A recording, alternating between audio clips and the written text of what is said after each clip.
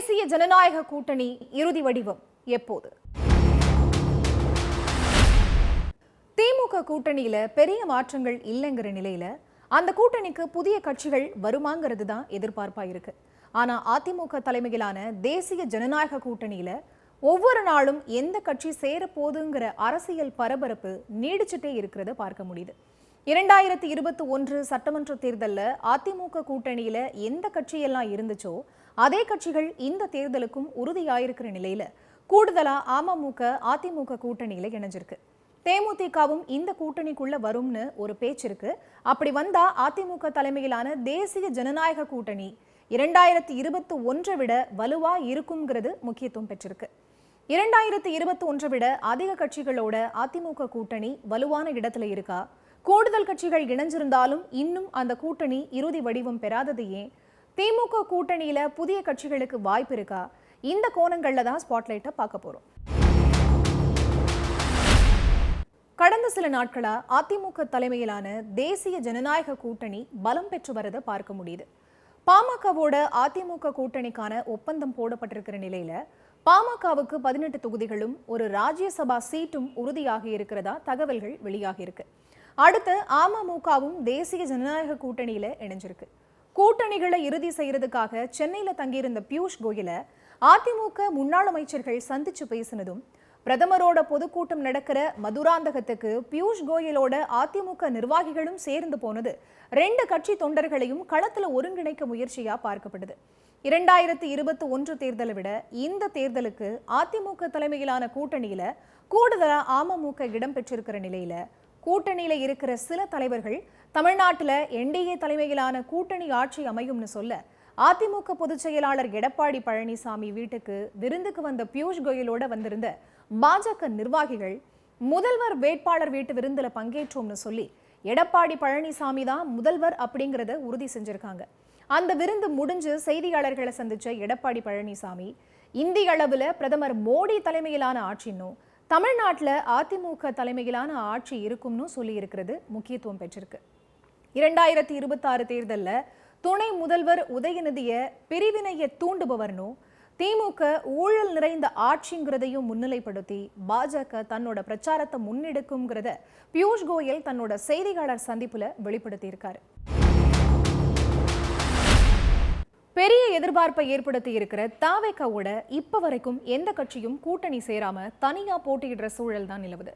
பாஜக கூட அதிமுக கூட்டணி சேராதப்போ தாவேகா அதிமுக கூட்டணியில இணையறதுக்கான வாய்ப்பு இருக்குன்னு சொல்லப்பட்டுச்சு.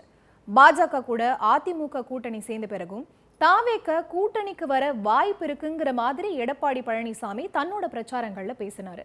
அதிமுகவும் பாஜகவும் தாவேகா பத்தி எதுவும் பேசாம தங்களோட கூட்டணிகளை வலுப்படுத்த துவங்க காங்கிரஸ் தாவேகா கூட நெருக்கமாக துவங்குச்சு. ராகுல் காந்தியிலிருந்து தமிழக எம்பிக்கள் வரைக்கும் எல்லாருமே ஜனநாயகன் ரிலீஸ் விவகாரத்துல விஜய்க்கு ஆதரவு தெரிவிச்சதும், பிரவீன் சக்கரவர்த்தி விஜயை நேர்ல சந்திச்சதும் நடந்துச்சு. இப்போ காங்கிரசும் விஜயை பத்தி எதுவும் பேசாம அமைதி காக்கிறத பார்க்க முடியுது.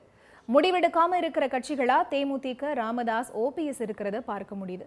தேமுதிக கூட பாஜக தரப்புல பேச்சுவார்த்தை நடத்தப்பட்டதா செய்திகள் வெளியாக அதை பிரேமலதா மறுத்திருக்காங்க. ராமதாஸ் இன்னும் எந்த முடிவும் எடுக்கலன்னு சொல்லப்படுற நிலையில ஓபிஎஸ் பக்கம் இருந்த எம்எல்ஏக்கள் திமுகவுக்கு போக ஓபிஎஸ் மட்டும் தனிச்சிருக்கிறத பார்க்க முடியுது. தேமுதிக தேசிய ஜனநாயக கூட்டணிக்கு போனா கிட்டத்தட்ட அந்த கூட்டணி முழுமை அடைஞ்சிருச்சுன்னு சொல்லிடலாம். ஆனா தேமுதிகவோட திமுகவும் பேச்சுவார்த்தை நடத்துறதா சொல்லப்படுது. திமுக அதிமுக கூட்டணிகளை ஒப்பிட்டு பார்க்கிறப்போ 2026 தேர்தலுக்கு 2 கட்சிகளும் சம பலத்துடன் இருக்கிறதாவே தெரியுது. அதிமுக கூட்டணிக்கு கூடுதலா அமமுக வந்திருக்கிற நிலையில திமுக கூட்டணிக்கு கூடுதலா மக்கள் நீதி மய்யம் கட்சி வந்திருக்கு. 2021 தேர்தலில் அமமுகவும் மக்கள் நீதி மய்யமும் தலா 2.4% வாக்குகளை வாங்கி சம பலத்துல இருந்திருக்கு. 2021 கூட்டணிகளை சேர்க்காம திமுகவுக்கும் அதிமுகவுக்கும் இடையிலான வாக்கு வித்தியாசம் 3.87% தான். ஒட்டுமொத்த கூட்டணிக்கான வாக்கு சதவீத வித்தியாசத்தை பார்த்தா திமுக கூட்டணி 45.38%, அதிமுக கூட்டணி 39.71% வாங்கியிருக்கு.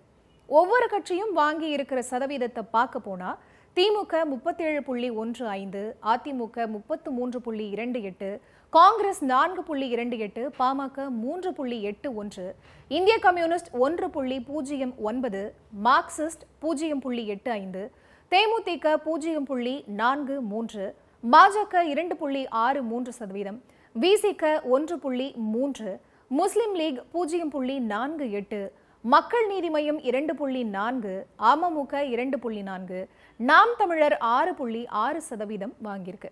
ஆனா திமுக கூட்டணி 159 இடங்களையும், திமுக தனிச்சு 133 இடங்களையும் வெற்றி பெற்றிருக்கு. அதிமுக கூட்டணியா 75 இடங்களையும், அதிமுக தனிச்சு 66 இடங்களையும் கைப்பற்றி இருந்துச்சு.